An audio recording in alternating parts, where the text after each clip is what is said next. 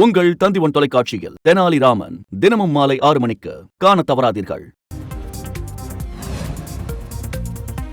சிதம்பரம் அருகே வீராணம் ஏரியிலிருந்து திறக்கப்பட்ட உபரி நீர் 500க்கும் மேற்பட்ட வீடுகளை சூழ்ந்ததால் அத்தியாவசிய தேவைகளுக்கு கூட வெளியே செல்ல முடியாத சூழல் உள்ளது.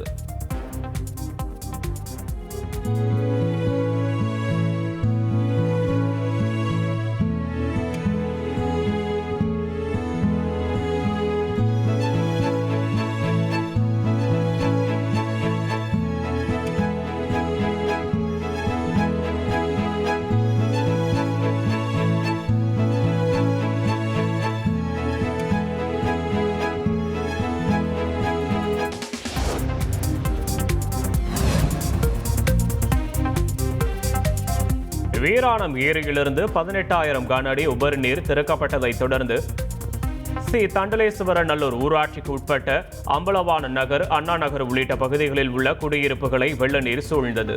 இந்நிலையில் முறையான வடிகால் வசதி இல்லாததும் சாலைகளை உயர்த்தி அமைக்காததும் தண்ணீர் தேங்க காரணம் என பொதுமக்கள் குற்றம் சாட்டினர்.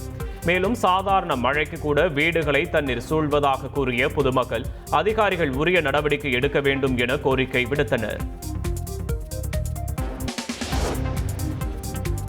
சாதாரண ஒரு மழை பெஞ்சாலும் இது மாதிரி ஆகிடுதுங்க. இப்போ வீராணம் ஏரி திறந்து விட்டால் நைட்லாம் நாங்கள் தூங்கலை. 2 மணிக்கு எழுந்து வந்து திறந்து பார்க்குறாங்க, தண்ணி உள்ளே வந்துருமோன்னு அவ்வளோ ஒரு பயம். ஃபஸ்ட்டு வீட்டுக்கு எந்த நிலமைன்னா இன்னும் உள்ளே இருக்கிறவங்க ரொம்ப பாதிக்கப்படுறாங்க. அதுதான் ரொம்ப சிரமமாக இருக்குது. எல்லாம் முன்னாடி போகும்போது நல்லா நெஞ்சளவு இடுப்பளவு தண்ணியில் தான் வராங்க. பாம்பு வேற நிறைய போயிட்டுருக்கு. வீராணம் ஏரி தண்ணி திறந்ததுனால இந்த நகரில் நிறைய தண்ணி வெள்ளம் வந்துடுது. இந்த நகர் 7 நகர் இருக்குது. இதில் ஒரு 500 வீடுகள் இருக்குது. எப்போதுமே இதேமாரி வெள்ள பாதிப்பில் நாங்கள் பாதிக்கப்பட்டுடுறோம்.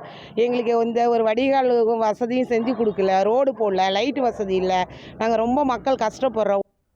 உங்கள் தந்திவன் தொலைக்காட்சியில் தெனாலிராமன் தினமும் மாலை 6 மணிக்கு காணத் தவறாதீர்கள்.